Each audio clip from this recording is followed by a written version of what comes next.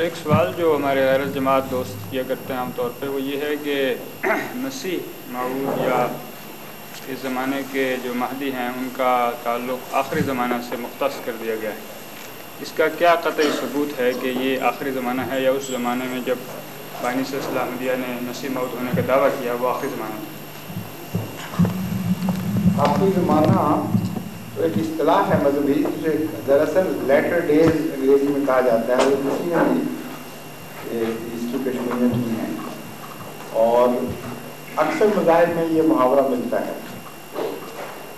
ہندوؤں میں بھی حضرت کرشن کی پیشگوئی ہے کل یگ میں، جبکہ زمانہ آخر پہ جب زمانہ خراب ہو جائے گا. حضرت بدھ نے بھی پیشگوئی کی ہے اپنے دوبارہ آنے کی. تو آخری زمانہ تو مراد یہ ہے لیٹر ڈیز، یعنی آخر بعد میں کسی وقت. اور قرآن کریم نے بھی یہی لفظ استعمال فرمایا ہے وَآخَرِينَ مِنْهُمْ لَمَّا يَلْحَقُوا بِهِمْ، کہ حضرت صلی اللہ علیہ وآلہ وسلم کی بعثت ثانیہ ان آخرین میں وہ جن کا صحابہ سے زمانے میں الحاق نہیں ہے، وہ الگ زمانے کے لوگ ہیں یا الگ زمانے. تو آخری کا لفظ ایک بعد کے زمانے کے متعلق آتا ہے جو مبہم سا ایک تصور ہے. اس زمانے کو پہچاننا ہو تو اس زمانے کی علامتیں پہچاننی چاہیے. اگر وہ علامتیں ظاہر ہو جائیں گی تو زمانہ پہچانا جانا چاہیے. اس لیے اگلا سوال ضروری ہے اس کے بعد کہ اس زمانے کی علامتیں کیا ظاہر کی گئیں. حضرت صلی اللہ علیہ وآلہ وسلم نے اس مضمون کو بڑی تفصیل سے کھول کر بیان فرمایا کہ جب بھی مسیح نے یا مہدی نے آنا ہے اس سے پہلے امت محمدیہ پر کیا حالات گزر رہے ہیں.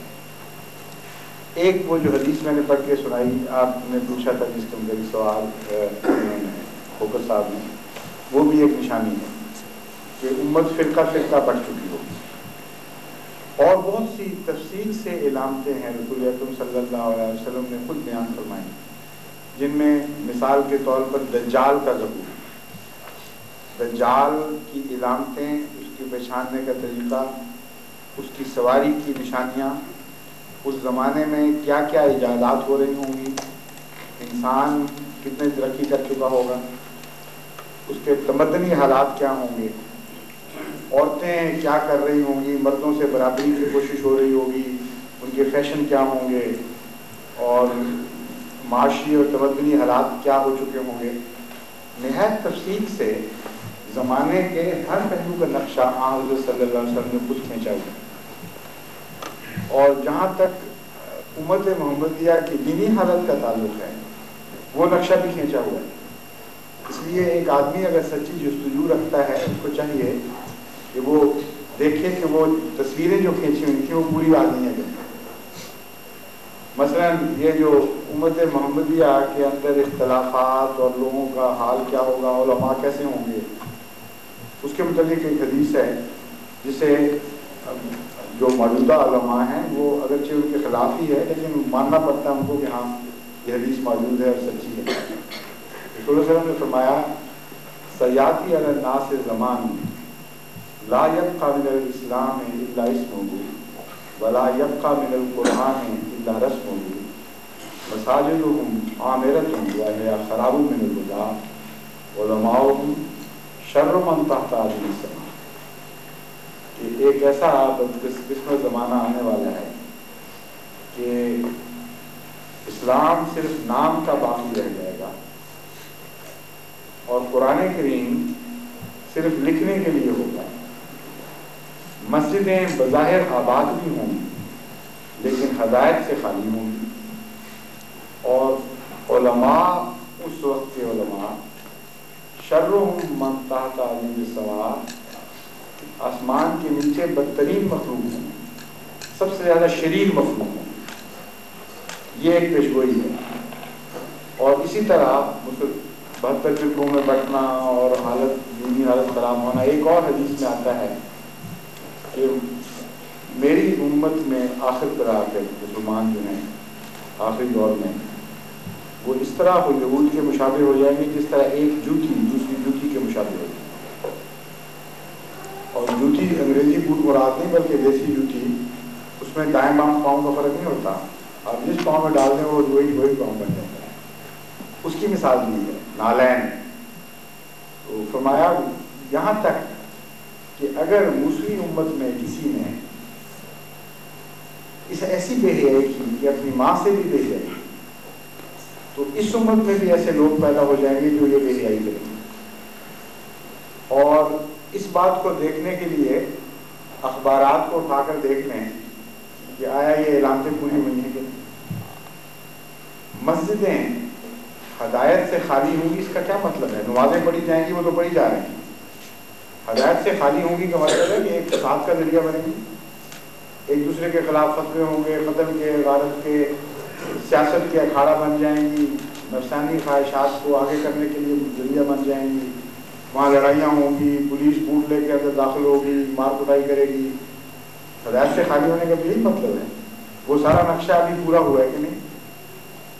اس لیے اگر کوئی دیانتداری سے آخری زمانے کو پہچاننا چاہے تو کوئی مشکل کام ہی نہیں. یہ تو جس طرح نقوش دیوار پر لکھے جائیں اس طرح وہ لکھے ہوئے نقوش ہیں ہمارے سامنے، اور زمانے کا چہرہ دیکھ کر آپ ان نقوش سے ملا کے دیکھ لیں. پھر حضرت رسول کریم صلی اللہ علیہ وسلم نے جو دجال کا نقشہ کھینچا ہے وہ اتنا واضح ہے کہ اس کے بعد کسی شخص کے لیے یہ پوچھنے کی ضرورت ہی نہیں کہ آخری زمانہ آیا کہ نہیں.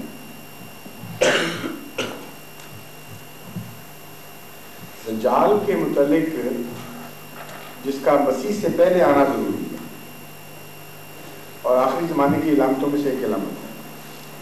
حضرت صلی اللہ علیہ وسلم نے فرمایا کہ وہ ایک بہت ہی دراز قد انسان ہے.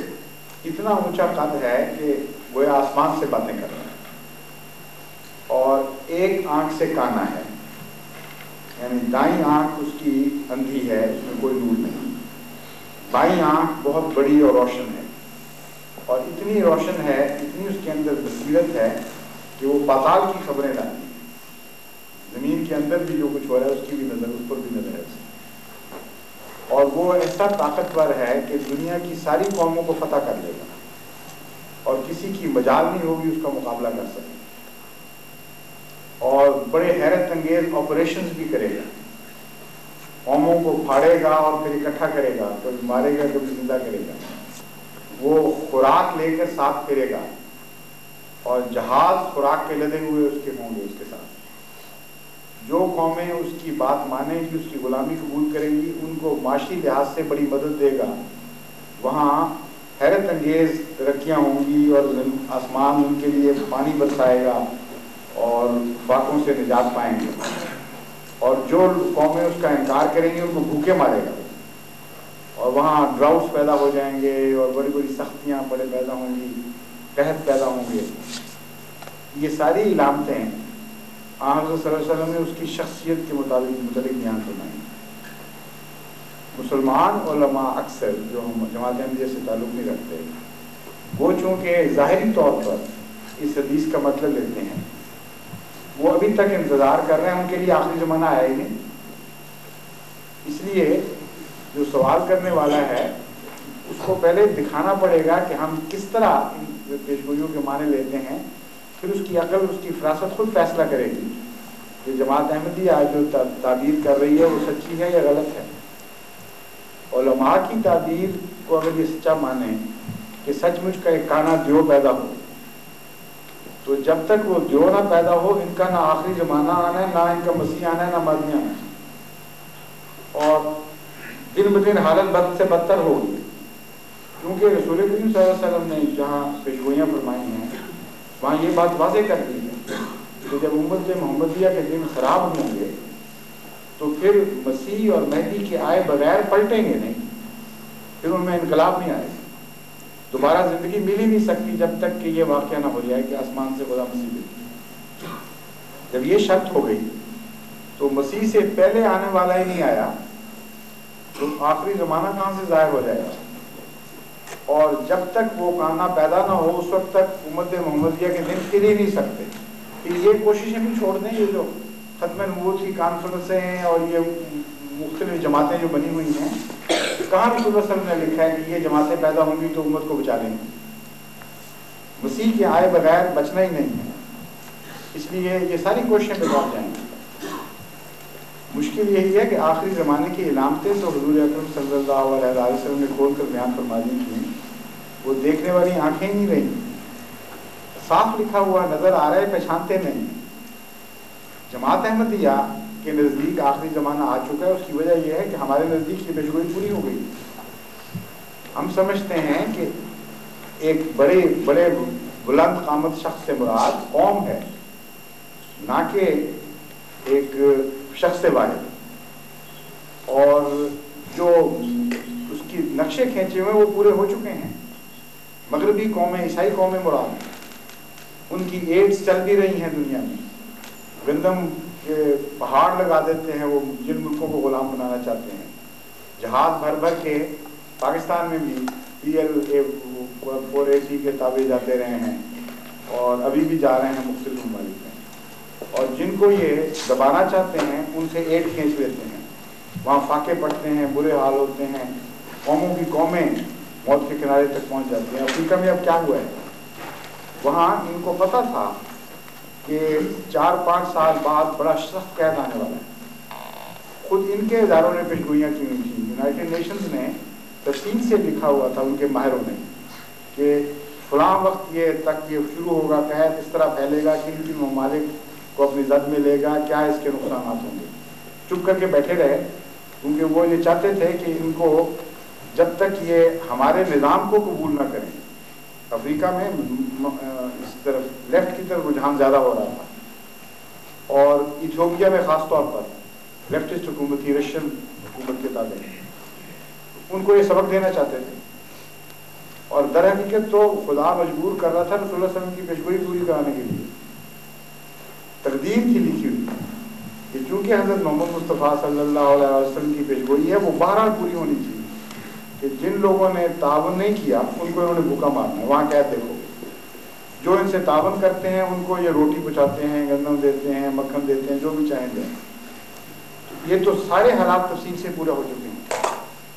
اگر قوم مانے لیے جائیں دجال سے، تو اس قوم کا غلبہ ساری دنیا پہ ہو بھی چکا، اور بڑی دیر سے ہوا، اب تو غلبے ہٹنے کے دن بھی آنے شروع ہو گئے، اور ابھی تک یہ دوسرے علماء انتظار کر رہے ہیں کہ ہمیں علامتیں دکھاؤ آخری زمانے میں۔ پھر حضرت صلی اللہ علیہ وآلہ وسلم نے اس دجال کی پہچان کے لیے کچھ اور علامتیں ایسی واضح فرما دی کہ جس کے بعد کسی سمجھدار کے لیے شک کی گنجائش نہیں ہونی چاہیے۔ فرمایا وہ صلیب کا گویا پجاری ہوگا، کیونکہ جس مسیح نے دجال کو قتل کرنے آنا ہے، اس کی نشانی یہ بتائی کہ وہ صلیب کو توڑے گا اور دجال کو قتل کرے گا اور سور کو مارے گا۔ اب یہ 3 بنیادی علامتیں ایک جگہ اکٹھی فرما دی، سور، صلیب اور دجال، ان سے مقابلہ کرنا ہے مسیح نے۔ اب آپ بتائیے کہ سور اور صلیب اکٹھا جب نام لیا جائے تو کون سی قوم ابھرتی ہے؟ سور کھانے والے تو اور بھی ہیں، لیکن صلیب کے پجاری سور کھانے والے سوائے عیسائیوں کے اور کوئی۔ اس لیے مراد یہ تھا کہ عیسائی قوم سے ٹکر لے گا، دجال کو مارے گا۔ بتا دیا کہ یہ دجال یہی لوگ ہیں جن کی یہ نشانیاں 2 ظاہری بتا دی ہیں۔ کسی کے ذہن میں جو شک رہ سکتا تھا اسے اور بھی کھول دیا گیا، اتنا واضح کر دیا کہ اس کے بعد کوئی آنکھیں بند کرے زبردستی تو نہیں دیکھے گا، ورنہ اس کو نظر آ جانا چاہیے۔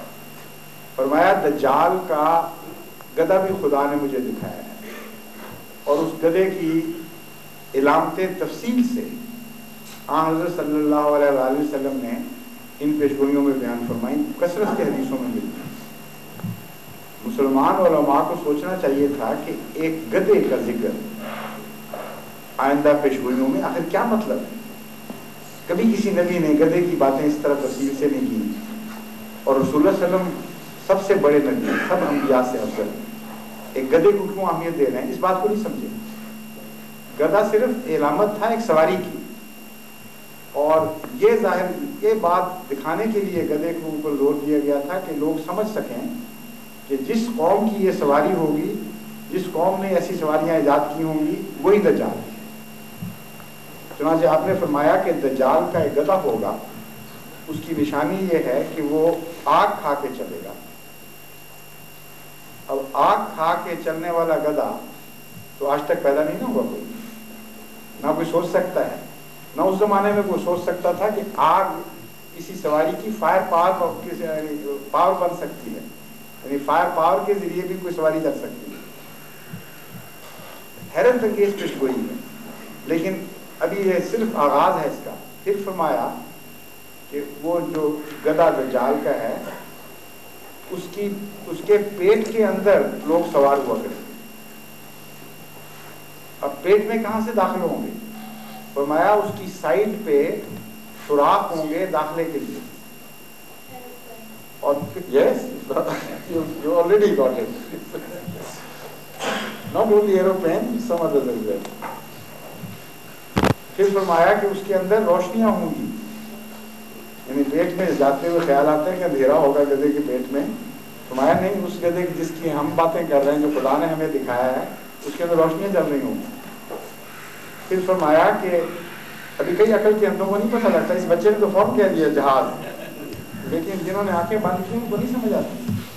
فرمایا کہ وہ اتنا تیز چلے گا کہ مہینوں کا سفر دنوں میں طے کرے گا.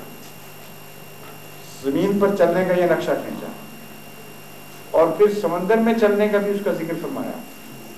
فرمایا وہ سمندر میں چلے گا اور گھٹنوں گھٹنوں تک ڈوبے گا, زیادہ نہیں ڈوبے گا. صاف پتہ چلا کہ وہ تیر رہا ہے. پھر فرمایا کہ وہ ہوا میں بھی اڑے گا اور بادلوں سے اوپر, کلاؤڈ لائن سے اوپر نکل جائے گا, اور اتنا تیز رفتار ہوگا اور اتنا لمبا اڑے گا کہ آپ نے فرمایا مثال کے طور پر کہ اس کا ایک قدم مشرق میں ہوگا تو دوسرا مغرب میں ہوگا. یعنی اس کی فلائٹ کراچی سے ہوتی ہے تو نیو یارک جا کے اترتی ہے, یا لندن جا کے اترتی ہے, کسی اور جگہ. یہ گدھے کی نشانیاں بتا دی. اب آپ بتائیں کہ سوائے گدھے کے ہر ایک کو سمجھ آ جانی چاہیے.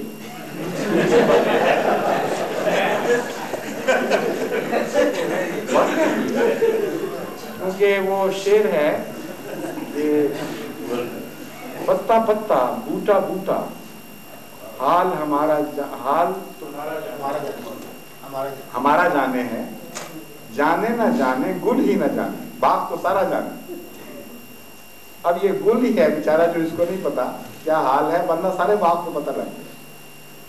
یہ نشانیاں پھر یہاں تک تفصیل بیان فرمائی کہ اس کے ماتھے پر چاند ہوگا. اب جو علماء ظاہری لفظ پر اٹکے بیٹھے ہیں کہ جب تک ظاہر کا معنی نہ ہو ہم سمجھیں گے نشانی پوری نہیں ہوئی, ان کو اب تک یہ بھی نہیں پتا کہ چاند کا حجم کتنا ہے اور گدھے کا کتنا ہے.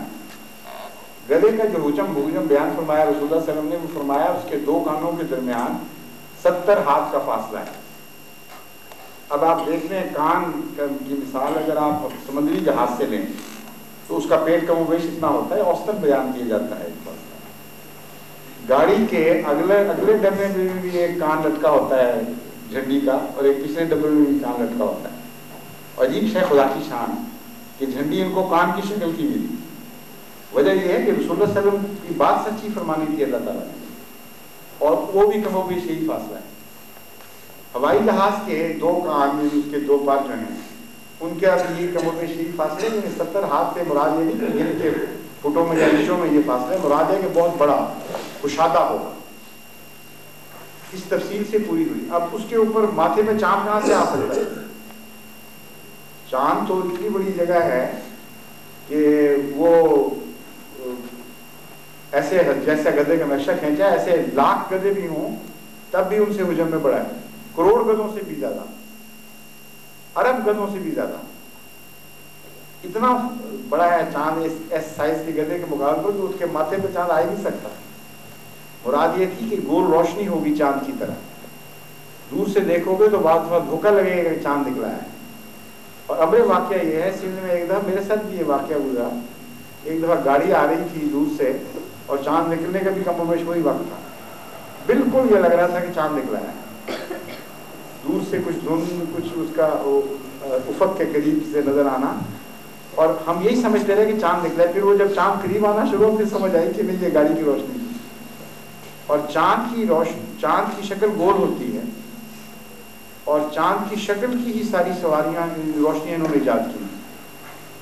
اتنی تفصیل سے حدیث پوری ہوئی ہے کہ آدمی کی عقل دنگ رہ جاتی ہے، اور کسی دہریہ کے لیے، کسی دوسرے مذہب کے لیے گنجائش نہیں ہے کہ اس حدیث کے بعد رسول اللہ صلی اللہ علیہ وسلم کا انکار کر سکے.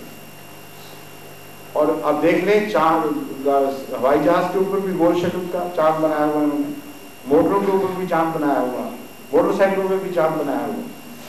جو سواری بناتے ہیں اس کی گول چاند جیسی شکل بناتے ہیں.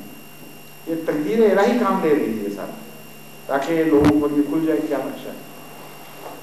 اتنا بیان فرمانے کے بعد پھر مزید یہ بتایا کہ وہ گدھا چلنے سے پہلے اعلان کیا کرے گا کہ یہ سواری اب چلنے والی ہے، جس نے آنا آ کے بیٹھ گیا، اور اس کے بعد پھر وہ روانہ ہوا کرے گا منزل ب منزل. اب آپ یہ دیکھ لیں کہ جتنی بھی سواریاں انگریزوں یا عیسائیوں نے ایجاد کی ہیں، ان کے اوپر یہ ساری تفصیل لفظاً ثابت آ رہی ہے. چلنے سے پہلے گاڑی بھی اعلان کرتی ہے، وسل بجاتی ہے، اعلان ہوتا ہے. ہوائی جہاز اعلان ہوتا ہے، یہ جہاز نیو یارک کے لیے تیار ہے، یہ فرینکفرٹ کے لیے تیار ہے، یہ فلاں جگہ کے لیے تیار ہے. اور بسیں رہ گئی، وہاں بھی وہ بجاتے ہیں ان کے کنڈکٹر، اور کچھ نہیں تو وہ تھپ تھپ بھی کر دیتے ہیں اس باڈی پر کہ آ جاؤ بیٹھو، جس نے چلنا ہے چل، ہم چلیں. عام حضرت صلی اللہ علیہ وسلم کا مقام اگر دیکھنا ہو تو ان معنوں میں نظر آتا ہے، نہ کہ ظاہری لفظوں میں. اور یہ کہتے ہیں نشانی کوئی نہیں پوری، تو کیسے کوئی دکھائے. ایک دفعہ آسٹریلیا میں ایک اسکول میں میرا لیکچر تھا، وہ عیسائی لڑکے مختلف کلاسوں کے 2 حصوں میں بٹ گئے تھے، انہوں نے باری باری سوال کرنے تھے. مختلف اسلام پہ سوال ہوئے تو ان کا جو ایک عیسائی پادری جو علاقے کا اس کو بھی بلایا ہوا تھا. اس پر انہوں نے پادری نے دیکھا کہ یہ تو اسلام سے بہت متاثر ہو رہے ہیں، اور بڑے کھل کے اظہار کر رہے تھے کہ ہاں بہت اچھا ہے، صحیح جواب ملا، ہمیں تسلی ہو گئی. اس نے شرارت سے ایک بچے کو یہ سکھایا کہ اس سے پوچھو اینٹی کرائسٹ کیا ہے.